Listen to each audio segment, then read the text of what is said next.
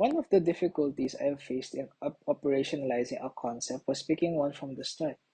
The difficulty came from identifying the concepts in my research, since a concept that is too specific would limit the variables that I could use, and being too broad would unnecessarily increase the dimensions and subsequently the nuances of the concept. As I discussed this problem with my groupmate, we figured that the most apt concept would be one that is broad enough to encompass the various interactions of the police and their community, but specific enough that it would be limited to the context of the research, which is contained in a city.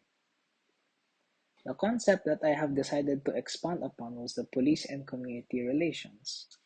Now, this has various aspects in itself, since the police and community relations can have a more professional aspect to it, in which is their day-to-day interactions and how they interact with each other on a professional level in terms of the aid and the service provided by the police force.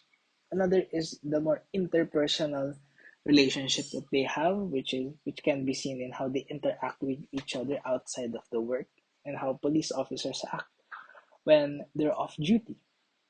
But the specific variables for this concept and this research would be first, crime prevention, which entails the prevention of crime in all its aspects and in any forms. Its main indicator would be the decrease of the overall crime activity, which can be measured through the crime index. The crime index indicates the susceptibility of a community towards crime, the types of crimes that are prevalent in the community, and the security risk associated with it. The next aspect would be public trust. This entails how the public is able to trust their police officers to resolve all of the security issues and their accessibility to the community. Its main indicators would be the trust rating of the local police and can be measured through survey data by Okta Research, which they conducted during the 2022-2023 season, or conducting an independent survey in order to get a more current or a more reliable source to measure public trust. The next would be community satisfaction, which can be described as the reaction of the community towards the service delivery of the police and how their efforts are appreciated or seen by the community. The main indicator for this is how the public participates in the police community programs. Now, this is the main indicator since a community that appreciates the work of their police and is satisfied with their work willingly participates in the programs of the community.